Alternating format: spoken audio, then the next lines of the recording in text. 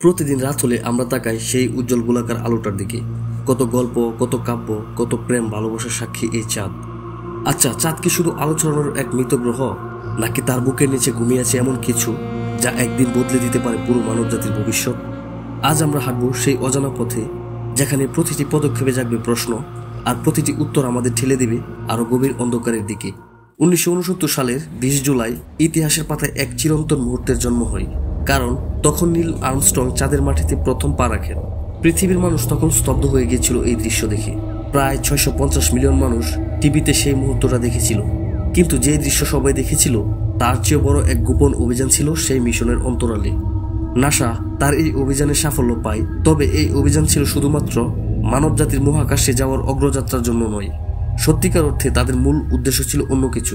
তা হচ্ছে চাঁদের মাটিতে গোপন খনিজ খোঁজা। আর সেটা ছিল এমন কিছু যা পৃথিবীকে বদলে দিতে পারে।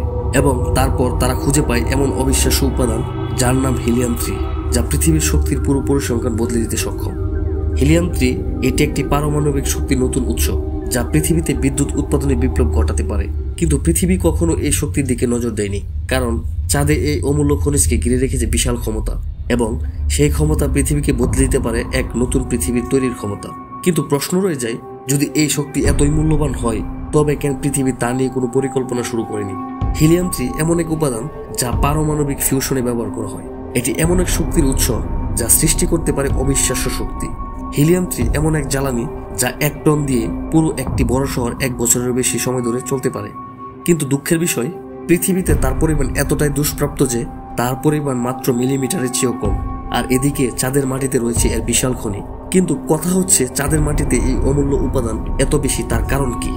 এই রহস্য উন্মোচন করতে পৃথিবীকে হতে হবে আরো সাহসী, আরো অনুসন্ধানী, কারণ চাঁদের এই গোপন শক্তি পৃথিবীকে এক নতুন দিগন্তে নিয়ে যেতে পারে।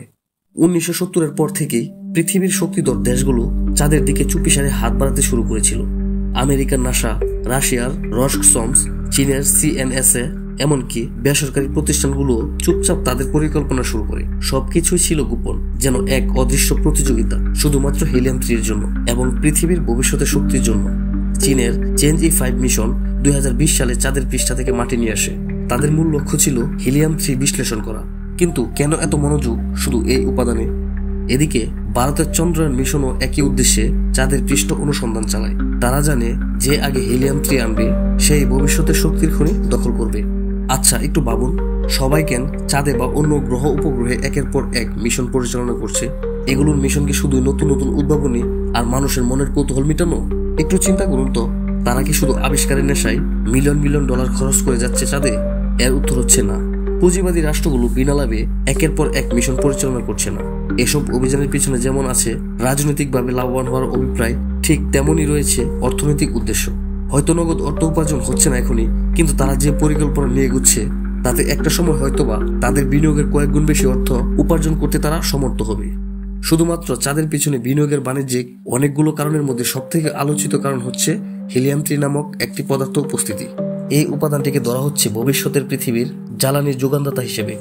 জ্বালানির গুরুত্ব বিশ্ব অর্থনীতি ও রাজনীতিতে কতটা, হয়তো প্রত্যেক সচেতন মানুষই জানেন। প্রযুক্তির অগ্রগতির সাথে সাথে আমাদের চাহিদাও বাড়ছে, আর দৈনন্দিন বিভিন্ন চাহিদা বৃদ্ধির সাথে সাথে কমছে খনিজ জ্বালানির মজুদ।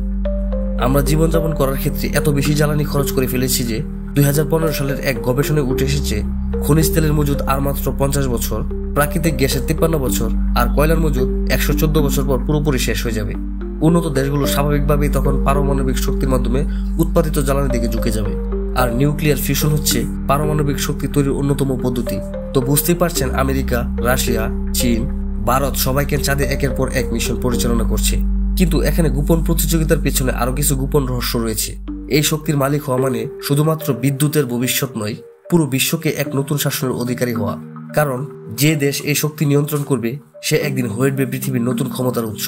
তবে এটি শুধু একটি গোপন প্রতিযোগিতা নয়, এটি একটি গোপন যুদ্ধ, যেখানে পৃথিবীর শক্তির নিয়ন্ত্রণের জন্য এক নতুন অধ্যায় রচিত হচ্ছে। 1966 সালে যখন পৃথিবী মহাকাশে উত্তরণের প্রথম পদক্ষেপ নিচ্ছিল, তখন আউটার স্পেস ট্রিটি নামে এক আন্তর্জাতিক চুক্তি স্বাক্ষরিত হয়। এর মূল উদ্দেশ্য ছিল মহাকাশের কোনো অংশের মালিকানা হতে পারে না কোনো দেশ, এমনকি চাঁদও। তবে আজ বাস্তবতা একদম ভিন্ন। চাঁদ এবং মহাকাশের সম্পদ নিয়ে তৈরি হচ্ছে এক নতুন আইন, যেখানে দেশের জাতীয় স্বার্থ সবকিছুর উপর প্রাধান্য পাচ্ছে। আমেরিকার মহাকাশ নীতি যেখানে চাঁদের সম্পদ ব্যবহারের ক্ষেত্রে তারা এক ধরনের একচেটিয়া অধিকার দাবি করছে। চীনের নিজস্ব মহাকাশ নীতি, যা পৃথিবীর নতুন শক্তির উত্তরণের পথে তাদের পথ তৈরি করছে। আর রাশিয়া, তারা চাঁদে নিজেদের অংশ দাবি করতে কোনো ছাড় দিতে রাজি নয়। এটি শুধুমাত্র একটি আইনগত লড়াই নয়, এটি এক গোপন যুদ্ধ, যেখানে চাঁদের মাটিতে কার পতাকা উড়বে সেটি ঠিক করতে প্রতিটি দেশই প্রস্তুতি নিচ্ছে। আমেরিকা, চীন, রাশিয়া সব দেশ একে অপরের বিরুদ্ধে তাদের আইনি অস্ত্র প্রস্তুত করছে, যেন চাঁদে তাদের সঠিক অধিকার প্রতিষ্ঠিত হয়।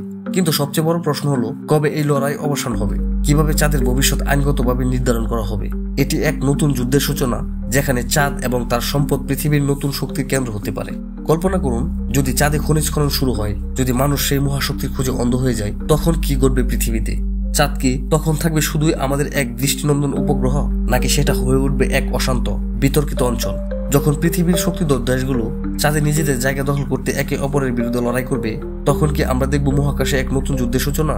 চাঁদে যদি যুদ্ধ শুরু হয়, মানব জাতিকে মহাকাশের আরেকটি যুদ্ধক্ষেত্র পরিণত করে, কি হবে আমাদের ভবিষ্যৎ? কিভাবে এটি আমাদের পৃথিবীকে প্রভাবিত করবে? যদি আমাদের অশান্ত লোভ মহাকাশের অন্য কোনো অংশে পৌঁছে যায়, যদি পৃথিবীও এই চাঁদের যুদ্ধের ফলে বিপর্যস্ত হয়ে পড়ে, আমাদের জীবনে এক অপ্রত্যাশিত যুগ আসতে পারে, যেখানে মহাকাশের সমস্ত সম্পদ আমাদের হাতে চলে আসবে। কিন্তু তার সাথে আসবে এক ভয়াবহ শূন্যতা, যেখানে যুদ্ধের তাপ, ধ্বংসের অশান্তি এবং আমাদের আদর্শগুলো ছড়িয়ে পড়বে মহাকাশের অপরিচিত কোণায়। চাঁদের সেই অশান্ত সৌন্দর্য কি তখন হারিয়ে যাবে? মানুষ কেবল লাভ আর ক্ষমতার জন্য লড়বে? চাঁদের আলোয় আমরা নিজেদের ভবিষ্যৎ খুঁজি, কিন্তু হয়তো আমরা ভুলেই যাই, সব আলো শান্তি এনে দেয় না। কিছু আলো জন্ম দেয় লোভের আগুন। আপনি কি ভাবছেন চাঁদ আমাদের মুক্তি আনবে, নাকি চাঁদ থেকে শুরু হবে মানব জাতির পতন? সত্য এখনো অন্ধকারে। আপনি যদি মনে করেন সত্য উন্মোচনের এই যাত্রা বন্ধ হওয়া উচিত নয়, তাহলে এখনই লাইক দিন, আপনার মতামত কমেন্টে জানান। আর ভবিষ্যতের আরো অজানা ইতিহাস ও রহস্যের জন্য আমাদের চ্যানেল সাবস্ক্রাইব করুন। এই রহস্যময় পথে আমরা একসাথে হাঁটব।